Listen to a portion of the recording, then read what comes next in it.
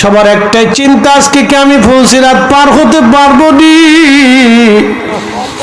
যদি আল্লাহ বেজার হয়, ফুলসিরাত থেকে আমাকে জাহান্নামে নিক্ষিপ্ত করা হবে। কঠিন এই পরিস্থিতিতে সবাই পেরেশান, কেউ কারো কথা খবর রাখবে না। আল্লাহর বান্দা সেই দিন সন্তানটা তাকে রেখে চলে যাবে। মেয়েটাকে ডাক দিয়ে বলবে, কন্যা রে, তোমার সুখের জন্য আমরা হালাল হারাম বাসি না। আমি বাবা, আজকে আমি মামলার আসামি, আমার কিছু গুনাহ নিয়ে তুমি গুনাহ হালকা বানায় দাও। মেয়েটা ডাক দিয়ে বলবে, আব্বা জান, হালালে না হারামে এই বিষয় আমার ছিল না, এটা আপনার।